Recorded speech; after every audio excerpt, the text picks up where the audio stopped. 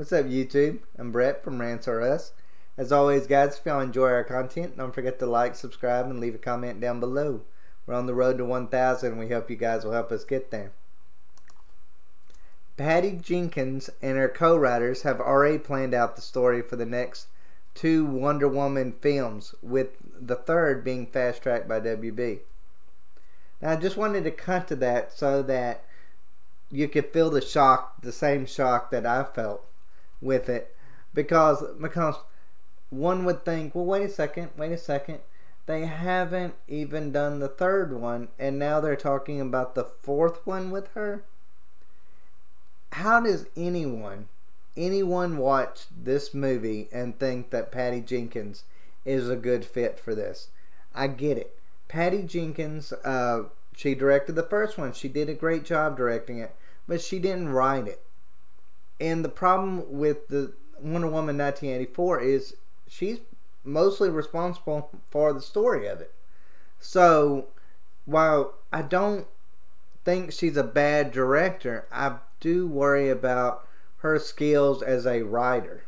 I don't believe that she's capable of coming up with good content. She doesn't know when to edit out scenes. She is, that movie was a good 30 to 45 minutes too long. There's a part, the studio was wanting her to cut out either the Amazon scene or the mall scene, and as the opening scene for the movie. She couldn't decide which one to cut on. She wanted both of them, and for some reason they gave her both of them. You take out one or the other, and it doesn't really matter.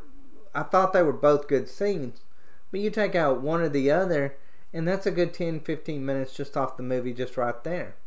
There's so many little scenes in these movies that are in this movie that just kind of just blow your mind at how the writing just does not progress. Like there's not a story there that just slowly progresses. She puts key things in this story so that just out of nowhere it just kind of appears.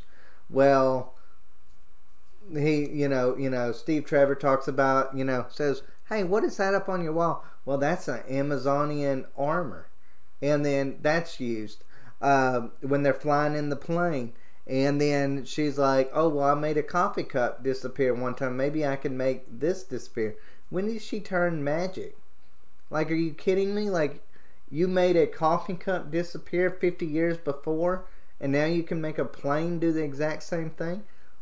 How crazy is that? Like these things just happen at the right moments throughout the story, and it makes it truly, truly unbelievable.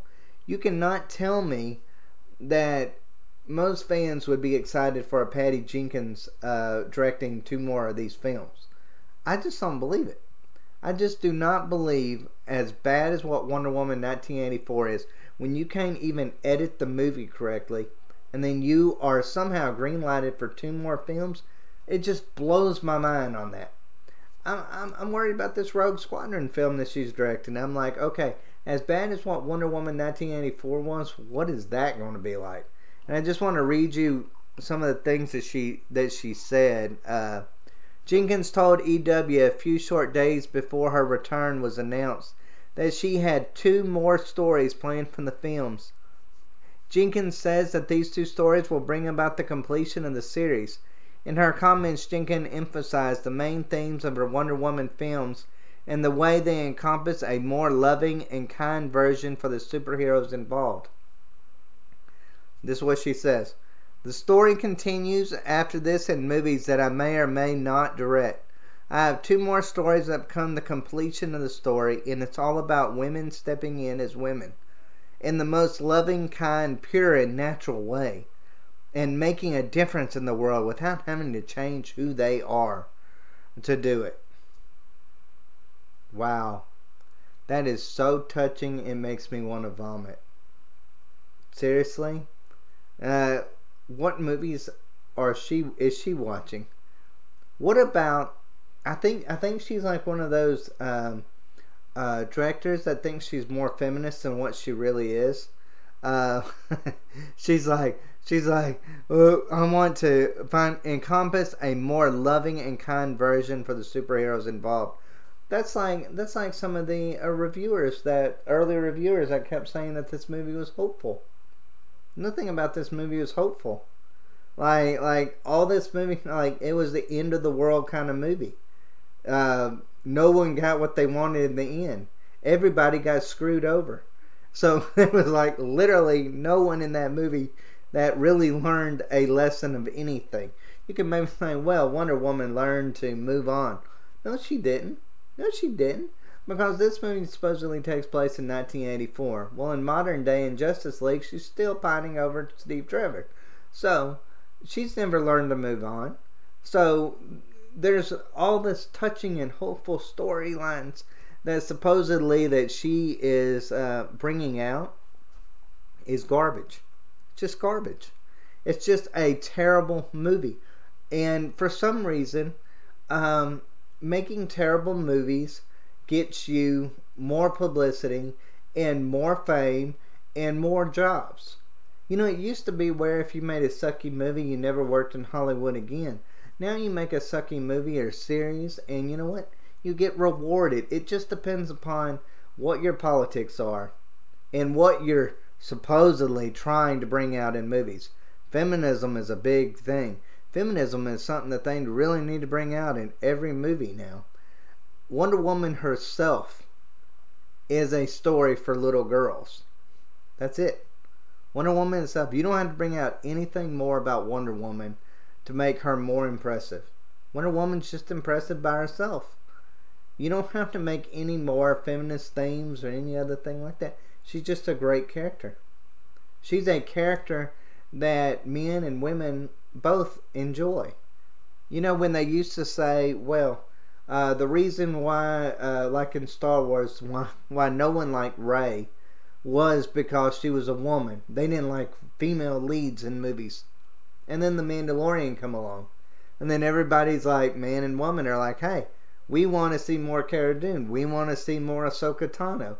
We want to see more Bo-Katan. Like, there is so many examples in that of you know, those being successful characters. Hollywood now, and this is what pisses me off about it, Hollywood is using identity politics to bash people over the head for. They are not they don't care if they make good movies anymore, because they know that if they say the right things, that and they can like make some kind of feminist spin or something along those lines, that they can use that to bash fans over the head that disagree with it, or that don't think that the movie's good. Well, you don't like the new sequel series for Star Wars? Well, that's because you hate women. Really? Seriously? That's their excuse. It's not that, hey, you know what? We're sorry that we made a terrible movie.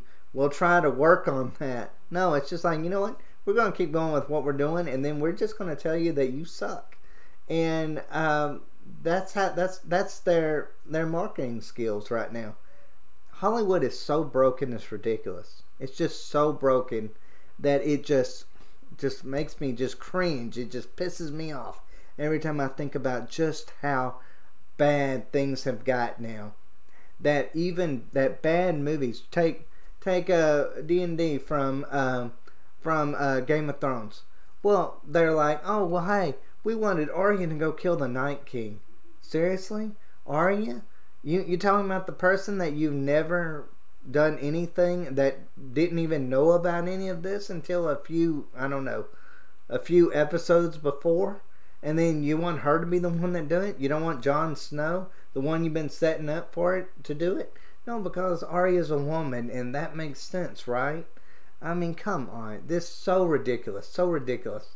And then they wanted to say, well, the reason why you didn't like the Game of Thrones ending is because, you know, Daenerys and blah, blah, blah, and you just hate women on that too. It was just so much garbage that just goes on in some of these shows that I could rant on it for days. I get pissed every time I think about it, because these shows mean a lot to me. These movies mean a lot to me. These series mean a lot to me.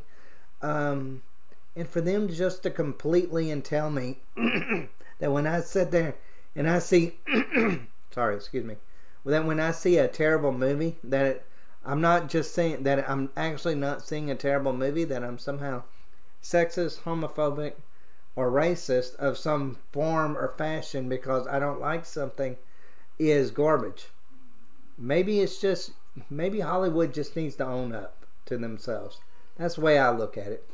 But as always, guys, if y'all enjoy our content, don't forget to like, subscribe, and leave a comment down below. Take care.